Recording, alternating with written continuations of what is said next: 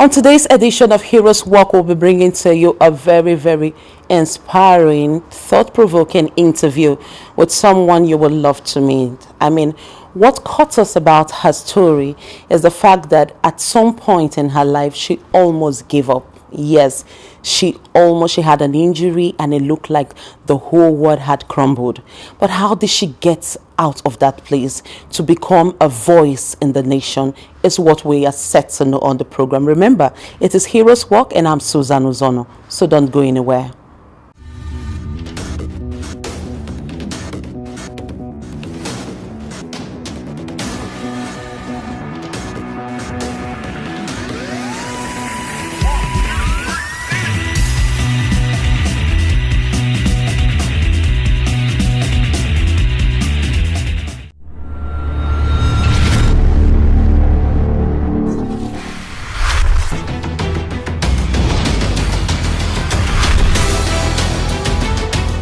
Welcome back. You're still watching Heroes Walk. For those of you watching the program for the first time, Heroes Walk is a program targeted at bringing to you people living exemplary life, people who have gone out of their way to take care of other people in spite of all the pressure, the stress, the challenges that come with it.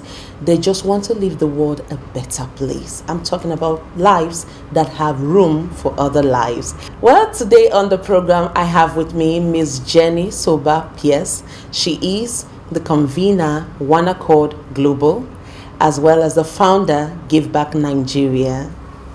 Jenny, we're happy to have you on the program. Thank you so much. I appreciate it. I hope you don't mind I call you Jenny. I know people prefer Jenny, funny enough. So all right. Thank you very much. Okay, just as I introduce the program, it's Heroes Walk. And first and foremost, you're here because we appreciate what you're doing for humanity.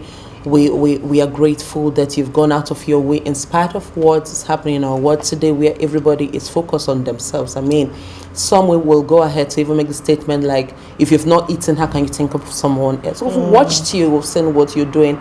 But our question today is, tell us a little bit about yourself. Did this love for humanity just come up, just start, or there's a story behind it? Definitely we'll know there's a story behind it. So let's get to meet you first, and then we want to hear the story behind your journey. All right, thank you so much. So my name is Jennifer Soba Pearse. I am the founder of Give Back Nigeria and the convener of One Accord Global. And for me, the love for humanity actually started through the love of Christ. My encounter with Christ at the age of 24 really stemmed me to understand that his great commission, beyond the great commission, is to love our neighbors as ourselves. And if I say I'm a Christian, I am Christ-like, and I follow him in his teachings, his behavior, his actions, which speak louder than his words.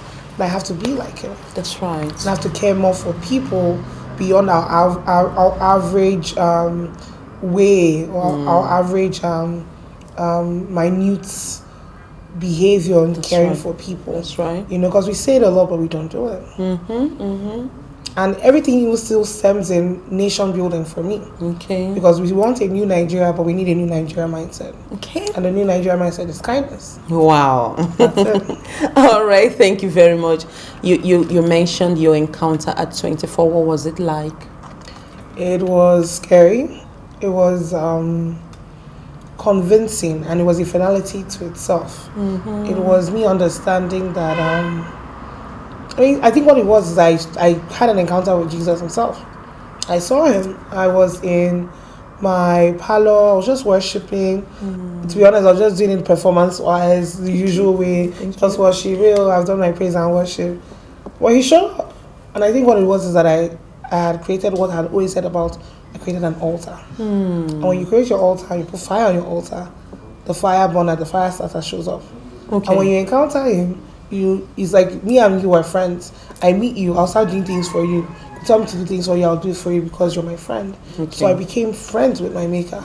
Okay. And I think everything stemmed out of that. Okay. Because he starts to talk to you. You start to discern what you're supposed to do. You start to get his feelings. And one thing that Jesus really stems to us is kindness and love. Love is so rare in this generation. Okay. That was it for me. It's to love my neighbor as myself because that's what he wants. Why would he emphasize love so much in the Bible? Okay. Why would his disciples write about love so much? Why would John the Beloved himself, Yeah. the Beloved himself, Yeah. stem on love, Okay. and kindness, and the purity of heart so much? Okay. Because he doesn't just want to say it, he wants us to reflect it, because even the Bible says, be you imitators of the world. So Apostle Paul himself was really channeling that part of, as we are doing, as you're seeing us in the Bible as your predecessors, do like us. Wow. It's not a book, it's our history. Oh, Right? Yeah. that's super amazing. Thank you very much. We have heard of some encounters or some experiences that you've had before 24. Can you just mention how it was before 24? Oh my. Yes. So how life was before Yes, how life was before 24. I think I'm someone that's lived many lives.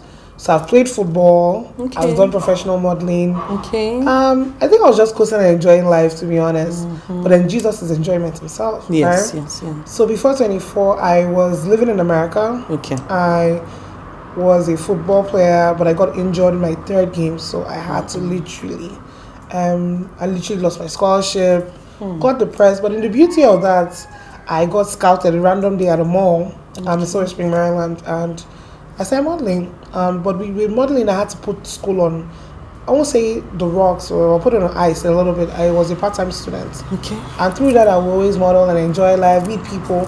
But I never really went outside the adventurous life.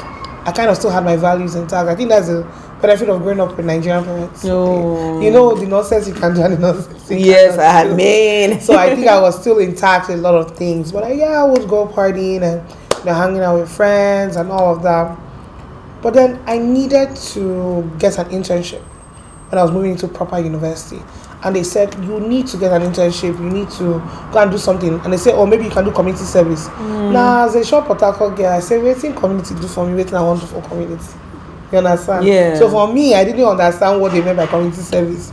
But I remember my mom would do some things back in the day with Better Life Around. And so I said, okay, maybe just to go and share food, take picture. You know that, you get donations and you go and give it to an orphanage. Yeah. So that's what I assumed it to be. So I applied for this thing called Alternative Breaks. Yeah.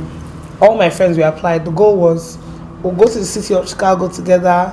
In the evening after the community service, we'll go and party, tour around the city. I know that God was just looking at me, because to be honest, He who has created us in Genesis 1 has already placed every timeline for you. All right. So when you reach age 1, you do what age 1 has said you would do. That's right. So I had reached that age 21. Yeah. And that was what age 21 has kept for me. Yeah. And stuff I didn't know. So what apparently happened was, we all applied, we already paid a deposit. And we came to this big hall and we were telling people all the trips they were going for. So the goal was that you would spend 1 week, either your winter break, spring break, or summer break, doing community service, helping the community. Yeah. And for me, it was exciting. Maybe I'll just get to travel and hang out with people. But God was already ordaining my steps beyond loving humanity, but having that care of social responsibility. Okay. Caring for your neighbor as yourself. Yeah. So I got into the hall. People are looking at all the locations. My friends were getting Guatemala. One of my friends got Haiti. I was like, God, this particular girl is when we going to Venezuela. My friend now shouted, I said, Jennifer, come here. I was like, wow, but she said, should I say laughing? See, where did they send you? They go. I said, where did they send me now? Now I looked at the wall and I saw Pine Ridge Indian Reservation. Wonderful. Native American experience. I said, native who? The dear. only thing I knew about Native Americans was that they dance around teepees. Okay. They howled. Okay. And that was it. From the movie Last of the Mohicans. Yeah. So I was like, not me and you. South Dakota. Nobody goes beyond. You know places in America like Wyoming, South Dakota. These are things when you read the novel. You know you're like it. That's right. So I was so upset, but I was like, okay. I told my mom. My mom said, you know what, God has a reason for everything, and you already paid, and our money can always. So you have to go on the trip. So I got ready. Day of the trip, to show you how far that place is, we're the only local trip that had to use a plane. Okay. And we're sitting in the airport, and that was the morning after they killed Trayvon Martin. So there was so much. In America, there was so much tension. They had killed this black boy because he was wearing a hoodie. Yes. So this boy had died because of stereotype. And God is telling me to go to this known racist-ish city. I'm sitting in the airport. I'm like the only black girl in that part of the airport. And I'm like, God, this must be a punishment. And I started thinking, maybe all the things I've done, God is about to punish me. Oh dear.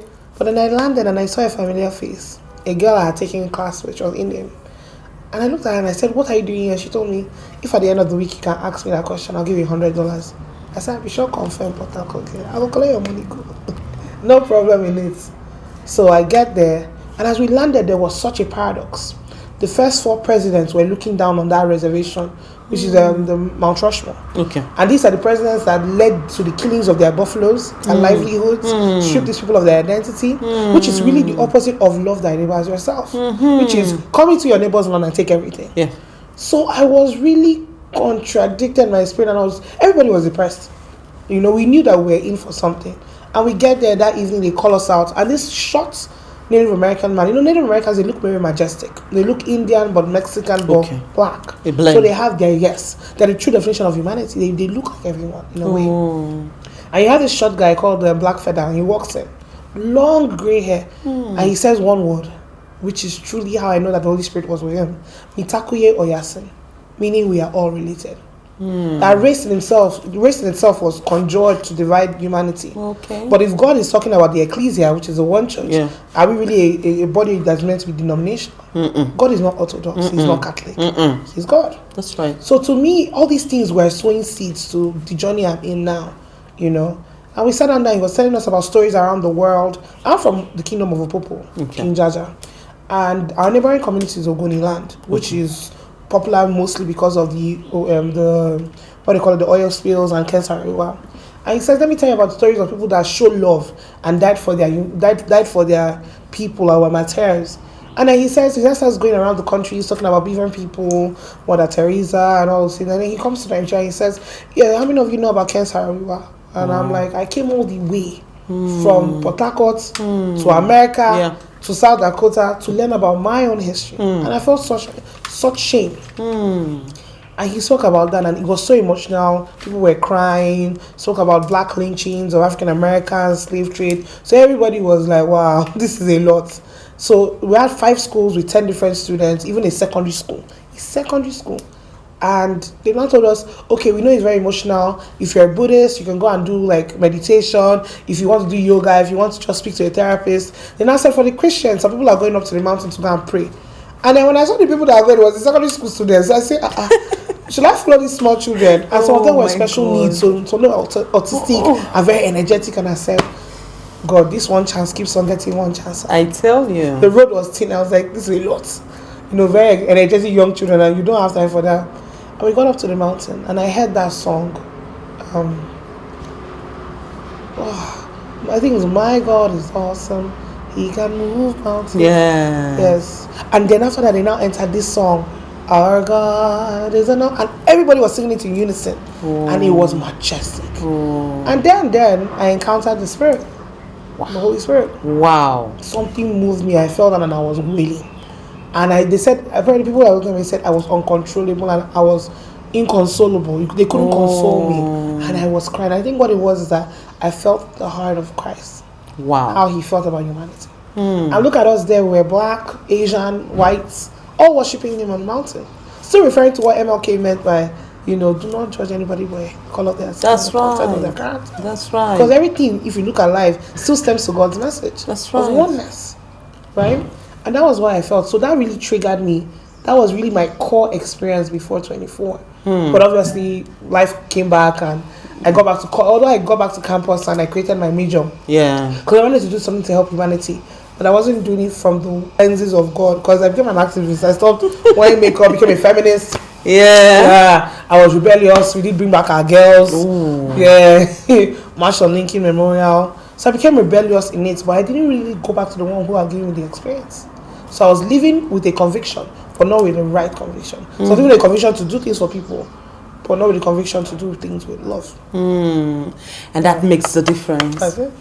Okay, I want you to shed light on that again, because I know when you mentioned, you did not have the conviction, you did not work with the one that gave you the idea, Yeah. I know that, and you just mentioned feminist. I have a lot of friends like that. Yeah. And I think somebody somewhere should learn what the difference is, because you've been there.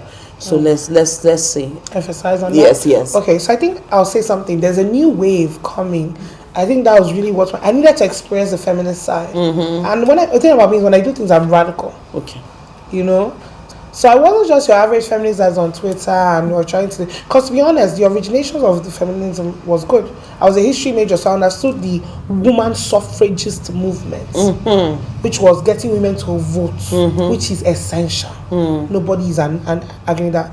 But then what I got used to on campus was, if a woman is talking, man, you have to hold your gun. I was going after patriarchy, which can be dangerous in Africa because there's some communities you can't talk if there's not a male representative there. So I was doing the mundane things like, don't marry a man that cannot pick your children from school. Don't marry a man. Which if you look at love has the similarities of just the plainness. Because if you love somebody, you can't help them pick their children from school. Like your child. Yeah. But to me, I was looking at the very us versus men. That was really what it was. Okay. So I would fight men. I started wearing makeup. I would join movement. There was one movement they did on my campus, the slut shame, where women are free to do whatever they want to do with their body. You can sleep with whoever you want. Then I'm looking back at it, I'm like, wow, when the enemy sees that gap, he uses it and he penetrates and makes you go out. So I was ballistic. I started wearing makeup. I was wearing fella t-shirts, and what it was is that you now promote your masculinity doors to rise. But the origination of woman is femininity versus feminism. And it's a conflict. Yeah, and it's soft power. Because if our maker creates us in two different dimensions, he knows what he's doing. And mankind, if we can trust science, we can trust this chair that is holding us. We can trust the one who made the jurisdictions of the way life should go. So if you see me as a powerful, strong woman, I'm telling you, I am a femininity preacher and not a feminist preacher. You should understand that I've been processed to understand what I am preaching or what I'm saying. I understood the giftings of feminine softness, power, leadership. Okay. Because what she really is the mother figure. Okay. The mother is caring and nurturing. She doesn't want to fight him and she doesn't want to take a man's position. I'm not interested in taking a man's position because men have their position to take. Because in him doing his part and I'm doing my part, we come and we merge, and that's the beauty of it. That's the Adam and Eve stance. Okay. That's the Isaac and Rebecca stance. That's right. That's the Deborah and Lapidot stance. But I had to understand that. I had to go through that process. So the real feminism is soft power. Okay. It's leadership and understanding. It's knowing a woman's part to play. It's knowing her nurturing gift. Look at it, the beauty of it. The woman is the one who brings life. That's right. There's a power to that. The woman is the one who encourages. She's the that whole idea where people fight, the head and the neck. With true love, submission, the way Christ made it to be, the way God had brought it for us, is that when the man brings his own love, his own stance, his own energy, the woman brings her own, they formulate a completion. Okay. So in marriage, God is looking for complementary gifts, not people that complete each other. Yeah. When you understand the maker, understand the depths of these things we're talking about, you understand the energy. Okay. So the enemy wants you to be a man. Why? He wants you to be a man. Why? When I have my own giftings, I rather stay in my queendom. Okay. And I do what God wants me to do. Thank you very much. We also are aware that you have a lot of passion for the youths and also for the economy and the development, as it were, of our nation and other nations. How did that come about? So it was from that, everything stemmed from that experience in the Native American reservation. Okay. I came back to campus and I was looking for a degree that will help me serve. Because everything's about service to others, to be honest, service to humanity. But there was no degree on campus. So I did something very rebellious, like my radical self. I had a woman tell me, I was in the, the dean's office, asking questions. And the woman came to the side and said, well, they don't really tell a lot of people about this, University of Maryland, but there's a individual studies program where you feel like the university is not giving you everything, but you like the university's motto, mission, vision. You can create your major, defend it in front of the school board, and if you get it, you can graduate with it. Oh, wow. So that's what I did. So I brought diplomacy and development. So my study was like the study of service to other nations or service to other communities.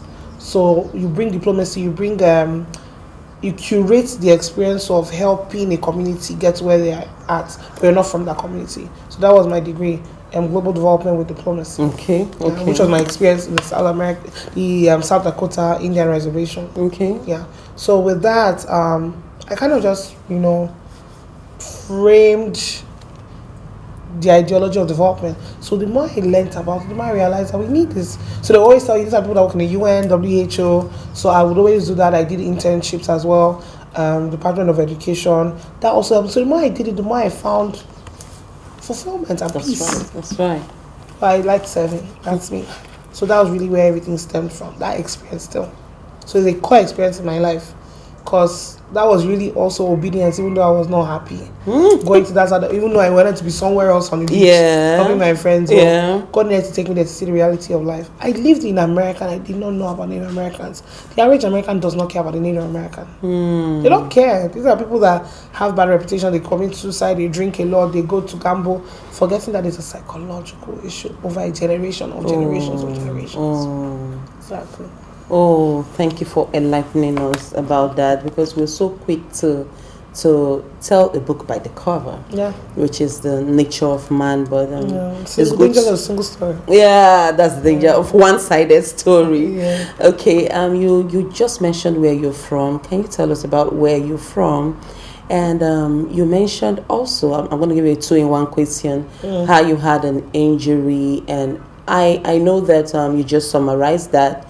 But you see those times where it looked like you just kept on trying to move forward, and then it was like you were going backward. How was that experience for you? So you just tell us about where you're from, and then tell us how you manage those periods, especially because it's easier when we are that matured and then we are enlightened to say, okay, maybe we read the book. But as a youth, you know, with so much, drive and so much dreams, and then you just realize that at the peak, almost at the peak of what you really want, something happened. How did you cope with that place, in that place? How did you get out of that place? Right, so where I'm from, I think it also even tallies to the endurance. I would say that the average Opobo person or average Opobian is someone that has an endurance.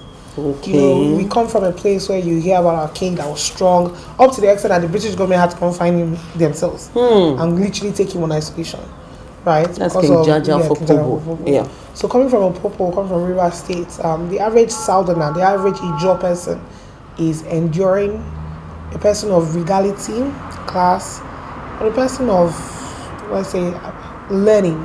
We love to learn. We love to grow. We love to endure and grow. So with that injury, I started playing football late in secondary school. It was just as a joke, really. We had a girls' team. We started playing football, so I would play the defense, which is the left back. And so my left leg was my prominent gifting. I was just really good with my left leg, and my coach in secondary school always see that, like, you're really good. And it was a good way for me to channel anger. You know, South people, we have not rage, we are energetic with our anger. Our anger stands expressive. That's our word.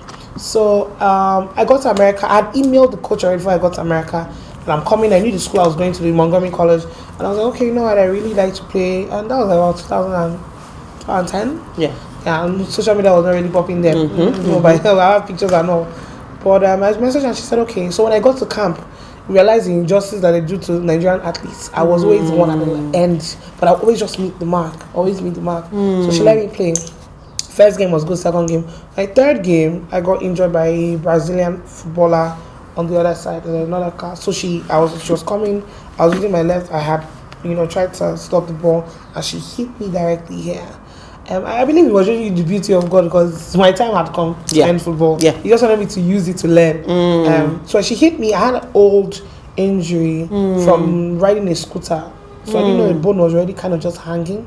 So that kick chipped off the bone, and then the bone started causing a contusion. So before I would walk, I would literally have to crack my knee and walk. So I remember one time I was rushing to school to catch the metro, and it was excruciating. I had to pay for a cab, take me to class. I came back that day. My brother kept on watching me. My immediate older brother kept on watching me and told my other brother. So my eldest brother told him to take me to get an MRI or something, and we went somewhere and we got it. And the doctor came on and was looking at me with his eyes like, if you were walking for like the next 2 weeks, I've had to amputate this leg. Oh. I was like, yeah. I was like, hey, is that a joke? I said, yeah, would have amputated your leg. So it was immediate surgery. They had to call my mom.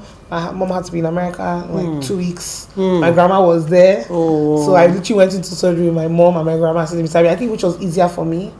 And I remember talking to the anesthesia doctor, and she was just telling me, she said, you know what, They're always missing. And I think I fell in love with anesthesia. What do they call it? Anesthetics. Yeah. I was telling people that when I'm going to, like, my favorite doctor, so my favorite was like, because she really calmed me down. Because one of my biggest fears was like, what if I don't come out alive? Literally putting me to sleep to open my kneecap. And why can't you do it when I'm awake? Just inject me with epidural. I think I told her, give me epidural. Yeah. Epidural. No. That's for pregnancy. So That's for pregnancy. Yeah, so I just went out talking to her and I was just laughing. And next time I was waking up in recovery with my mom and my grandma. And they were asking me very interesting questions, which was funny. They're like, yeah, so are you sexually active? Are you this? And my mother and my grandma are there. I'm like, no, I think my mother was like, hallelujah. There's a belief that at that time you will say the truth. Any question that is... But it was the truth. Yeah. So she was like, she looked at my grandma like, I told you, my child. I like that. But it was a little mini bonding session. Okay. But for me, nobody tells you after the hours after like I wanted to be a super falcon. Okay. I wanted to be a super falcon. So sometimes when I used to go back on the streets and I see some of the girls I used to play with in Lagos, sometime of summer, I still talk to some girls that are now professionally playing for America. Some of them are playing in the American League. Some of them played for the American national team. I really liked football because growing up I won't say I was an angry girl, but the way I could express my anger was through football. So it took a lot from me. And I think what it was is that when you look back, God just used every season in your life to prepare you. Because what did football teach me? Endurance and patience. Football will teach you how to stamina. When you start something, you continue. Yeah, because you on the pitch, you like be running and I say, oh, hello, I'm tired. Bye-bye. No, you're running. Sometimes you will be breathing. You go. That's why you see footballers every time you put their hands on their knees. That's actually a technique to recover. Okay. Yeah. So it taught me a lot of stamina. Okay. Which I even still use in modeling. Because modeling, you're traveling. Which is also, the traveling of modeling is now what's helping me now as a minister. Oh. So when people tell me, say, tomorrow yesterday you're in Abuja, yesterday you're in London. I said, when I was modeling, there are times you sit down and you break down. Because your body cannot handle the move. Everything, God uses everything. He doesn't lose anything. He doesn't waste anything. Yes. I like that. That's very interesting. Yeah, and educating. Thank you very much. And we're at a point where we want to know, you do a lot of things. We just mentioned the convener of One Accord Global. We mentioned Give Back Nigeria. But we know that you do a lot of things. Can you just highlight some things that you do? And Okay. So on the other hand, through a little NGO we started, Gather Africa, I collect data. Because one of the issues I had with my master's was there's no data in Nigeria. So I collect data from the grassroots, especially with street children. Okay. We analyze it and we use it to kind of like, tell. Because data is story. Data is a storyteller. You help to analyze like how to help communities as well. Yeah. Apart from that, I'm also part of the World Economic Forum Global Shapers in Lagos. I am the lead of the Equity and Inclusion team, which we're going to be pushing PVC drives this year for young people to vote. Okay. Because everything I really do is really about the youth population. I try to encourage the youth population to be socially responsible and conscientious citizens that actually care and think. So the PVC drive. I'm a very proud member of Rig Africa, led by Apostle Tomi Arayomi. Okay. And yeah, that's such a huge life-turning part of my life. Because just joining Rig Africa and in expectations, waiting on Rig Abuja, really get to train in the prophetic. So that's really the platform that really helped me learn in the prophetic. I took his class. He's a mentor, a teacher, a father figure, big brother. So I'm learning how to handle the prophetic gifts. Yeah, so Rig Africa. Yeah, I do a lot of things really.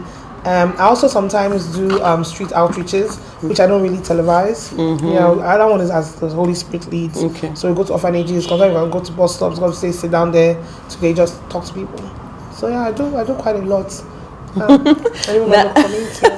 That's super amazing. In this part of the world, there's also a belief system that we have that when you have a gifting, I always tell people that we believe in the call of God. Yeah. Okay, yeah. So when you have a gift, it's just believe that, okay, just go arrange a fellowship and just start doing your thing and stay there. So, but what's striking about your story and why we love you so much is your ability to do all the things, and it doesn't mean you are not a Christian. Yeah. You know, so how, just as you said, you already answered this particular question where you said you just take every lesson and it has all joined together to make you who you are. So I believe that I've learned that too, that no knowledge is wasted. Yeah, and I believe that somebody else is also listening to that. So to a question that many people want to hear, although we mentioned Miss, is Jenny married? I've been getting this question a lot recently. Really. Okay. Jenny is single and expectant. All right. She's single and expectant. And we also know that you talk to a lot of youth. What's your take on the pressures of marrying at a particular age in this part of the world? What's your take? Well, I find it very interesting because I'm currently writing a book about my waiting season. Okay. The Lord told me that you're going to write it and launch it on your 30th birthday, which is on October. Okay. My biggest advice is there's a purpose of singleness. Mm-hmm. The enemy himself plants. Some people will think I'm negative, but he plants dating the worldly way in our past to teach you behaviors that might hinder the true thing. Oh. So you learn anger, you learn if you do me, I do you, cancel culture. You learn all these things that the Lord did not plan for us to take on, because the way it's supposed to be is to be single until you're courted and married, especially for women. So we learn all these things that teach us and give us baggage, give us soul ties, all these things. So you have to now enter a journey of removing every single thing. So my biggest advice is wait. Mm-hmm.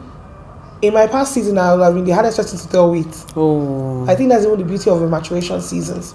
I learned how to embrace maturation seasons. I learned how to embrace my waiting, because guess what?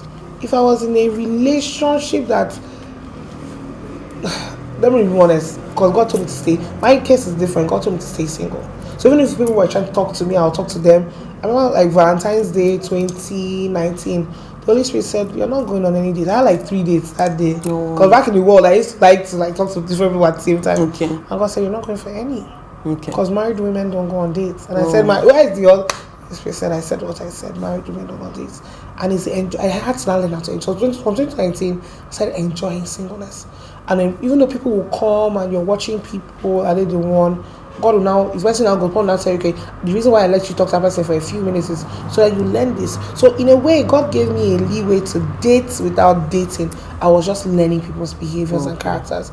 And kind of complementary. Remember, the kingdom spouse, supernatural marriage, you're with a complementary gift. You're not with someone that completes you. You're with an equal whole. Is the wholeness that is the journey. So the waiting is the wholeness, is getting to fall in love with your maker. Because falling in love with Jesus is the greatest thing that ever happened in my life. Getting to understand who you are, getting to understand purpose. Because purpose to the world is, what is my purpose? No. That's from all this motivational speaking. We are called according to his purpose. So what is his purpose for you? Yes. And my purpose, I had to understand, was the prophetic. I'm a prophet to the nations. I'm called to show kindness on one hand, to give back Nigeria and community service. That's right. I'm called to evangelize. I'm called to teach. Yeah. So I had to learn the full dimensions of who Jennifer is. So now when Jennifer is entering a marriage with a full man, a full son of the father, she's coming to complement what he carries, and he's coming to complement what I carry. Okay. So that is it. So the best advice for young people is enjoy your waiting season. Enjoy your singleness. It's painful. Yeah. It's hard. Yeah. Somebody may be watching this and rolling their eyes. Yeah. But I promise, where I am now, my God, I'm at peace. All right. Yeah. Thank you. You said expectant. Doesn't mean there's space or you're taking. I need to know that. We want to clear that. What does expectant mean? Expectant for me is I'm watching. Okay. I'm positioned. I'm postured. Okay. I mean, like a Rebecca stance, because Rebecca was found already when she was 7. Okay. Yeah, so okay. Thank you. Lord leads. Like if you have a prophetic word for me, and this is my year, glory. Oh, beautiful. Shanda. Thank you so much. The next question is, why did you come back? Oh. If I would get 100 naira for this question, I'd probably be a millionaire right now. Anyway, we'll take that after this short break.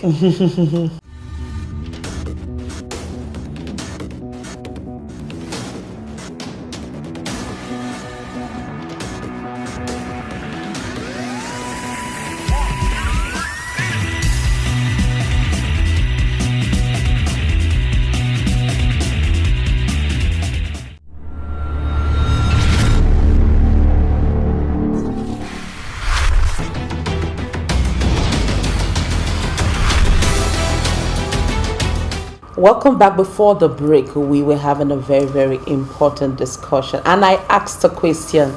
I asked the person we're talking to why she came back to Nigeria in the first place. You will agree with me that it's a lot of Nigerian youths and Nigerians' dream to go abroad. I mean, any part of the world abroad and just stay there. So we want to know why she came back in the first place. Yeah. All right. Over to you. This question is, whenever people find out I'm American, you always wonder why. So I had 2 coming backs. The first time was after they bring back our girls. It was to come and do NYC. It was a way for me to go and testify like Nigeria. Okay. So I came back after 1 year. I was done and I was out for my master's. Not that I really wanted to leave, but I was looking for more. But then the second time was God that pushed me back. I had gone to see Jumoke Adenowo, who was speaking in New York with a friend of mine. And we were just doing the session. She was talking about, people being at the right place at the right time. That some places were called to, some places are our Canaan lands, were called places. And she was walking down the aisle and she stopped and she looked at me and she just prophesied. I said, "You have no business in this country, move back home." And she continued walking. And I was like, that's not why I came to listen to this woman. No. 2 weeks after, my car broke down on the highway. My job said that they couldn't keep me anymore, that I was so expensive. The house was rent was due. And I was just like, okay, what's going on? All these things, everything was just accumulating. I spoke to my parents and like, okay, at least you can come and do interviews here in Nigeria, but I don't think my parents were too keen on me moving back. So I had a 1-way ticket, no job, just with the hope of interview. Landed in Dubai. The place I was coming to interview said that they were not interviewing people anymore. And they were for 6 months at least going to do some sort of like auditing, so they were not interviewing for it. Now it was on hold. That was the HR told us. So I landed in Nigeria with no interview again. 1-way ticket. I get into the Uber. This was the person that carried me to NYSC. Wow. I get into the Uber. The car kept on, so fuel pump issues, and then SARS intercepted. And then at gunpoint, SARS was like, "I'm going to take you to our Oga's office. Why is your car stopping?" So I was still, my American accent. I was like, "Oh, we're so sorry, sir. Apologies. Probably a mistake." Like, yeah, very wonderful mistake. Come and report your mistake in Oga's office. That's how the Port Harcourt is psychological. The Port Harcourt girl in me now kicked in. I say, Oga, me know they follow you go anywhere. As you see me like this as I land, that's what people go see me intact. Understand? So the guy was still looking for trouble. One entered the front seat, one entered beside me, one was trying to enter beside me. I said no. The guy said, "No problem, enter the other car, let's take him to the station." As Oga Solo was, that's the name of my cab guy, was driving. I asked him, I said something, but now I know it's the Holy Spirit. Said, "Open your door and throw out your hand luggage." So I opened the door on a driving car, threw out my hand luggage. So the area boys, they were like, That's why I have a love for area boys. That's why I always do community work with them. They just ran. I said, what's happening?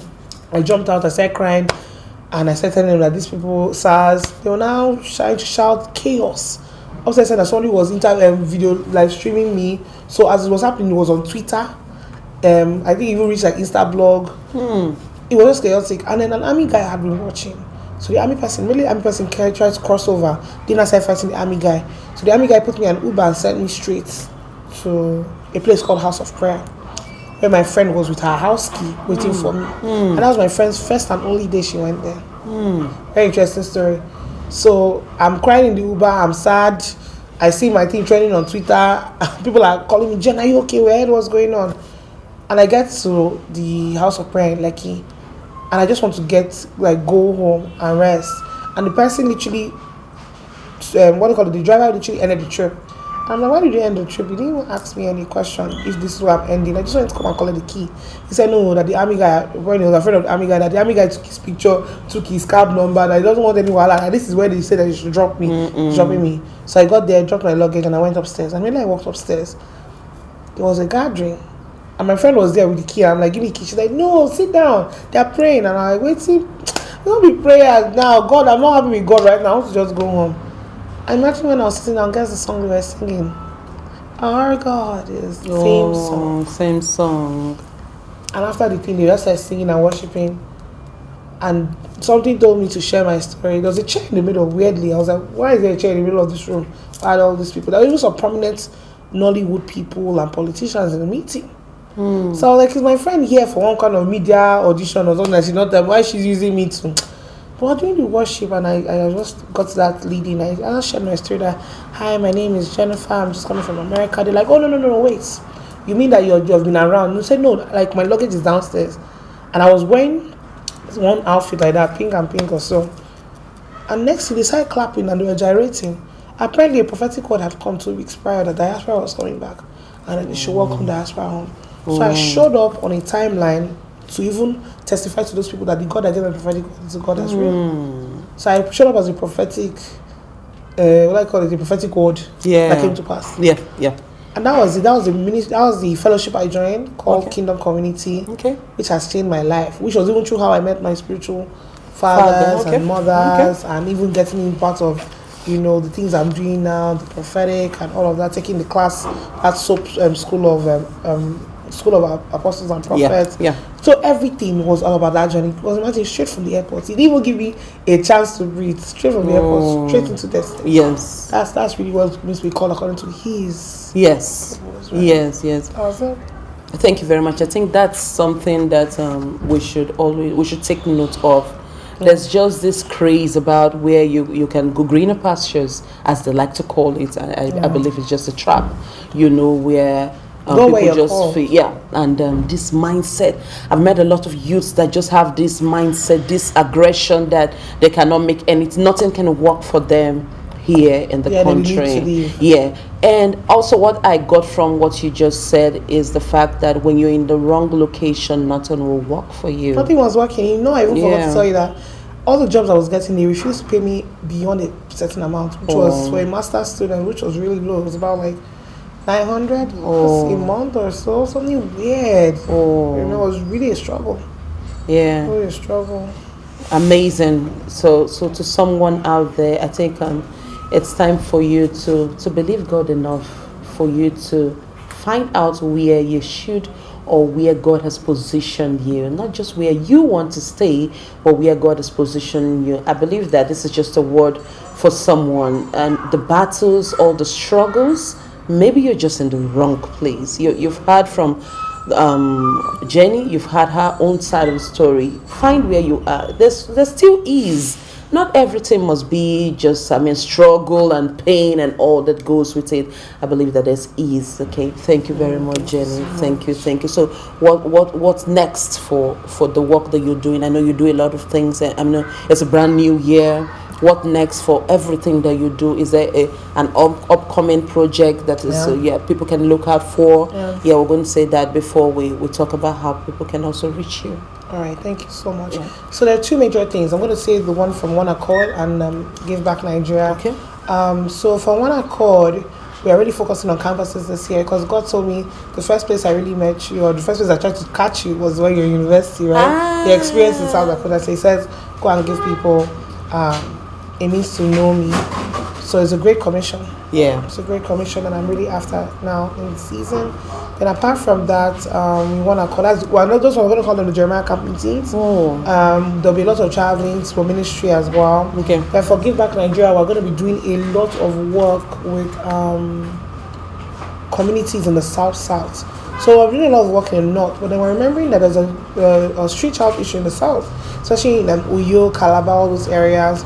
So we're going to start using universities. So everything will merge. Universities are going to be the hubs for both One Accord and Give Back. So everything is going to stem. We are giving back to community, but we're spreading the good news of Christ. Okay. Thank you. I won't end this interview without talking about something that really struck me while I was I've been following you. I've been following your work, especially during the COVID, everybody, the scare and everything that went with it.